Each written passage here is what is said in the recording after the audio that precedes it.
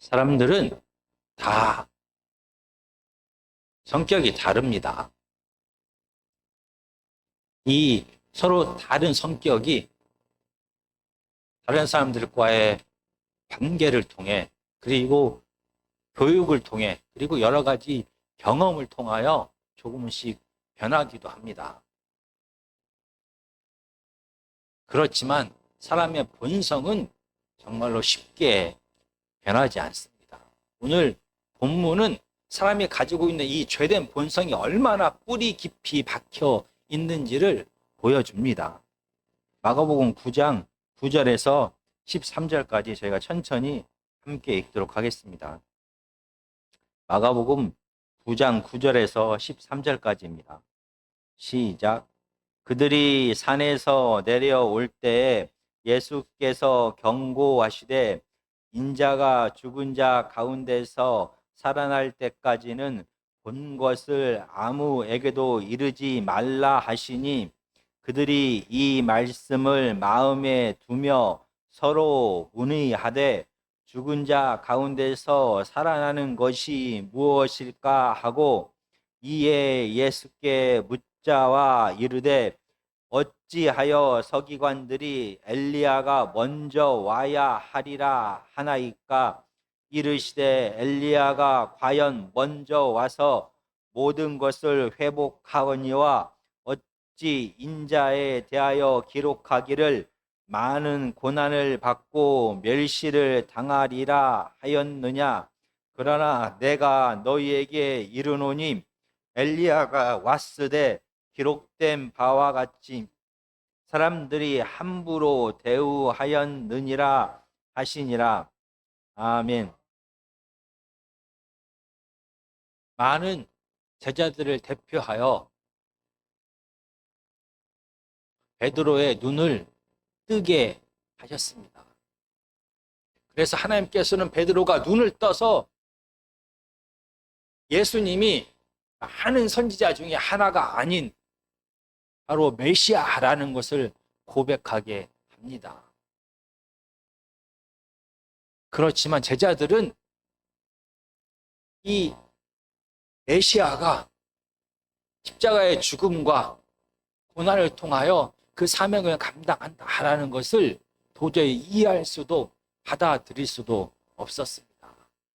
이런 제자들 가운데서 베드로와 야고보와 요한을 따로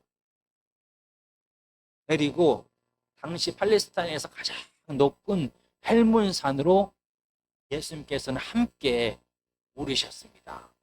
이 헬몬산에서 하나님께서는 바로 예수님이 누구인지를, 그가 어떤 사명을 가졌는지, 그리고 어떻게 그 사명을 감당할지에 대하여 다시 한번 하나님의 뜻을 드러냈습니다.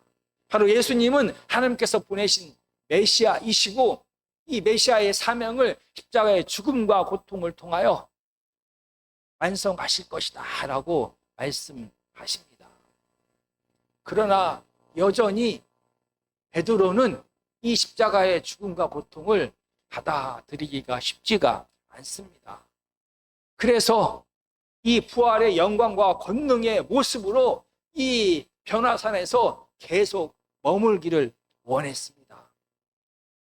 그러나 예수님께서는 십자가를 지기 위해 예루살렘으로 가기 위해 제자들과 함께 헬몬산에서 내려왔습니다.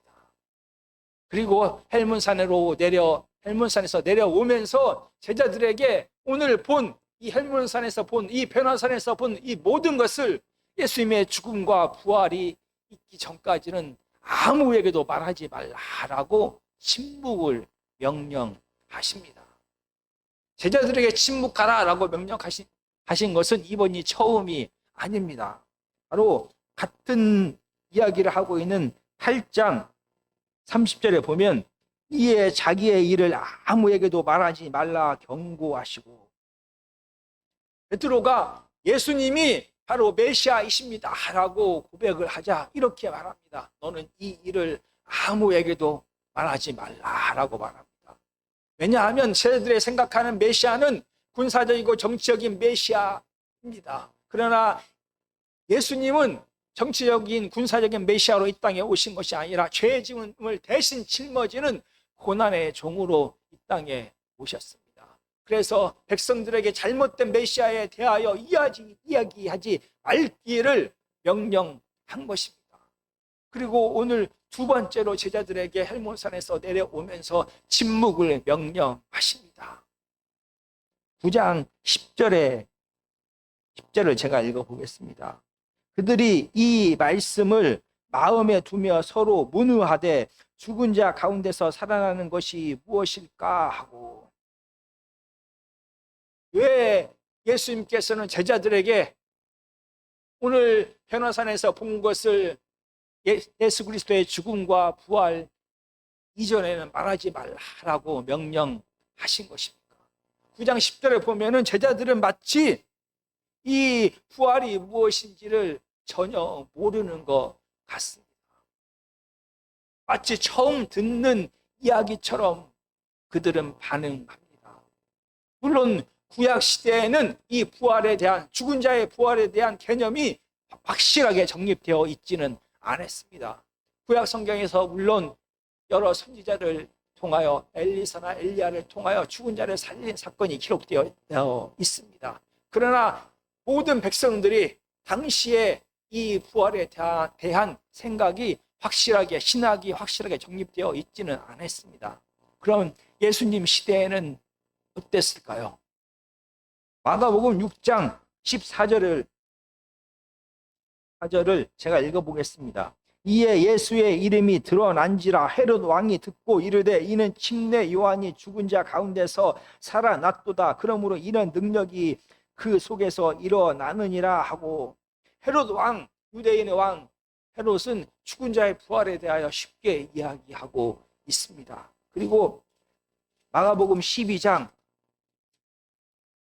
18절부터 제가 읽어보겠습니다. 부활이 없다 하는 사두개인들이 예수께 와서 물어 이르되 선생님이여, 모세가 우리에게 써 주기를 어떤 사람의 형이 자식이 없이 아내를 두고 죽으면 그 동생이 그 아내를 취하여 형을 위하여 상속자를 세울지니라 하였나이다. 23절입니다.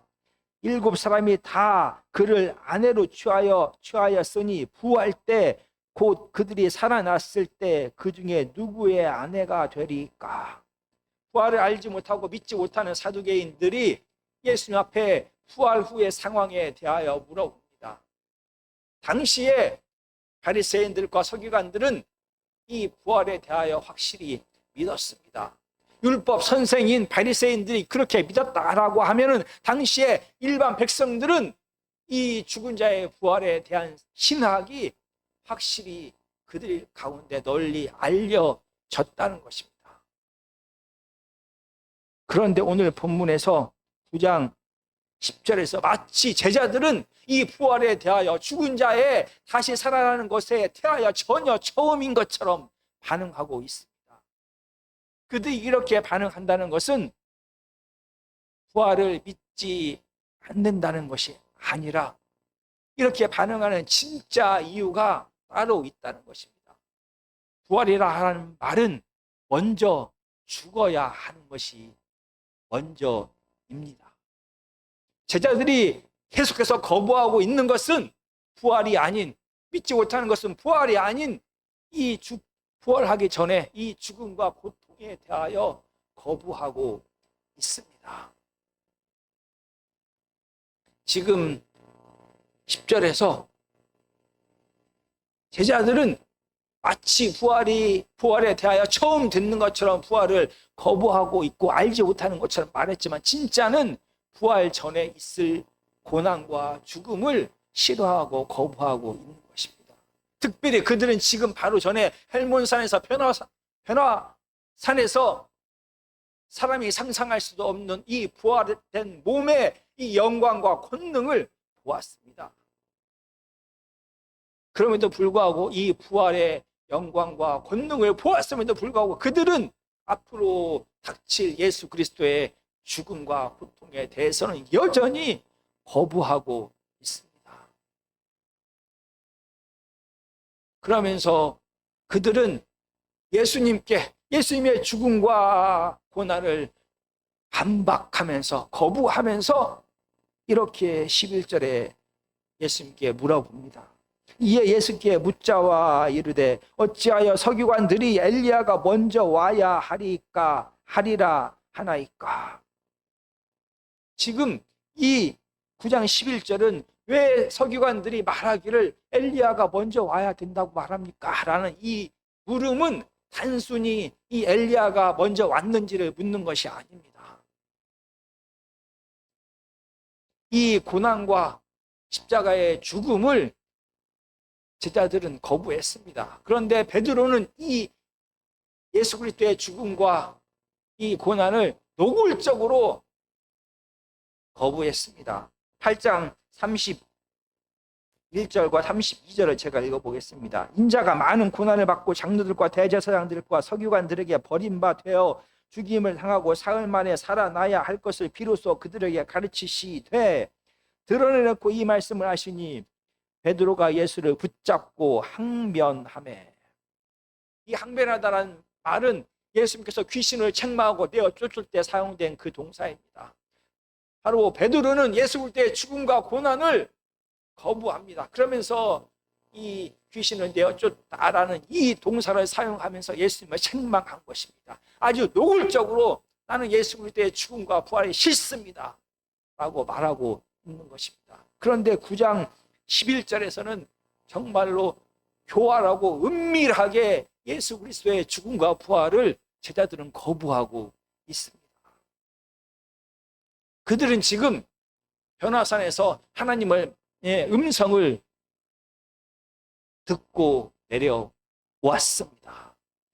하나님께서는 변화산에서 예수님이 누구인지를 제자들에게 드러냈습니다. 예수님이 바로 신적인 신의 형상을 입은 하나님이시다. 하나님의 아들 되심을 드러냈고 그 하나님이 종말에 오실 메시아로 보낸 자가 하나님의 아들 예수 그리스도이고 예수 그리스도는 십자가의 죽음과 고통을 통하여 이 사명을 완성할 것이다 라고 말씀하시면서 9장 7절에 구름이 와서 그들을 덮으며 구름 속에서 소리가 나되 이는 내 사랑하는 아들이니 너희는 그의 말을 들으라 하는지라.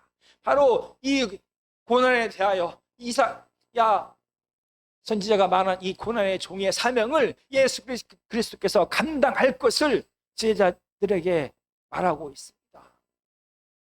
제자들이 거부하는 십자가의 고난과 죽음을 통하여 이 구원의 사역이 메시아의 사명이 실행될 것을 말하며 너희는 예수 그리스도의 말을 듣고 순종하라 라고 말했습니다.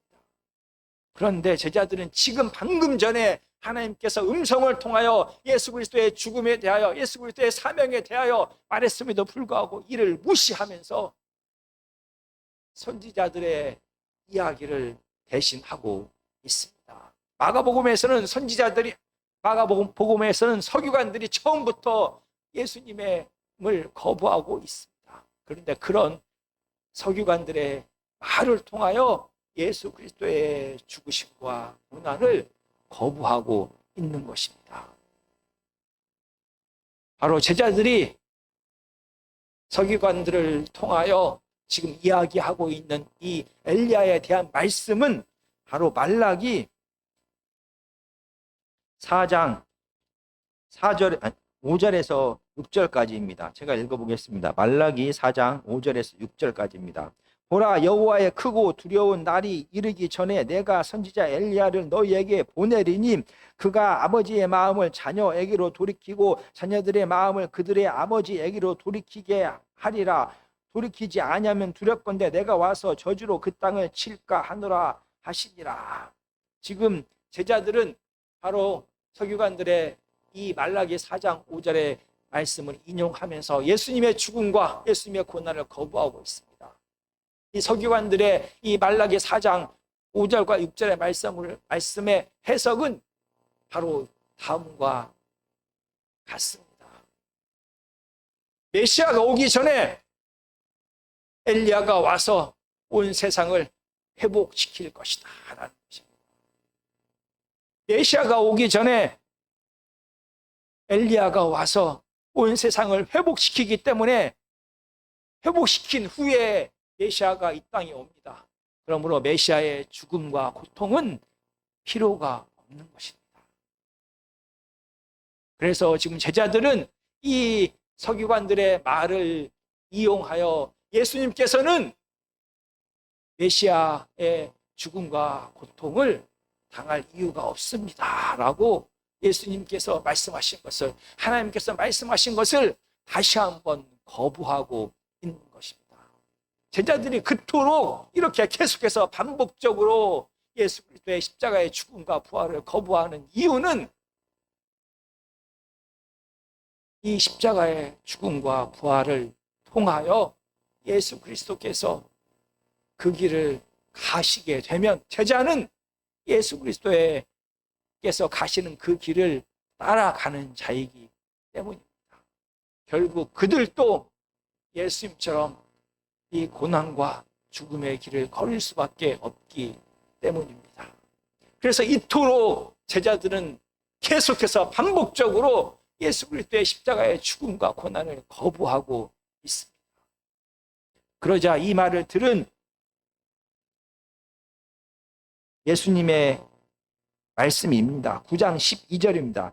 이르시되 엘리야가 과연 먼저 와서 모든 것을 회복하거니와 어찌 인자에 대하여 기록하기를 많은 고난을 받고 멸시를 당하리라 하였느냐. 바로 예수님께서 말씀하십니다. 맞다, 너희들이 말하는 것처럼, 서기관들이 말하는 것처럼 엘리야가 와서 이 땅을 회복시킬 것이다. 그러나 온전한 하나님의 나라가 임하기 전에, 온전한 여호와의 날이 임하기 전에 인자는 고난과 죽음을 당하게 될 것이다 라고 말하는 것입니다. 바로 이사야 선지자 53장에서 말하는 바로 고난받는 그 종의 대속의 죽음을 예수님은 말하고 있습니다. 온 세상에 죄가 가득한데 이 죄의 문제를 해결하는 유일한 길은 메시아가 대신 이 죄의 짐을 짊어지고 십자가에서 죽는 것이다 라고 말합니다. 그러면서 예수 그리스도의 메시아 대신 예수 그리스도의 죽음과 고난은 필연적인 것이다, 반드시 죽게 될 것이다 라고 다시 한번 반박했습니다. 이렇게 오늘 본문에서는 계속해서 지속적으로 제자들은 예수 그리스도의 죽음과 고난에 대하여 거부합니다. 제자들이 이렇게 예수 그리스도의 죽음과 고난을 거부하는 이유는 예수님이 선생님이기 때문에, 또 그렇지만 진짜 이유는 제자는 예수님을 따라가는 자이기 때문입니다. 예수님이 그렇게 죽는다면 예수님의 제자들도 똑같은 십자가의 길을 걸을 것이다 라고 그들은 두려워하고 있습니다.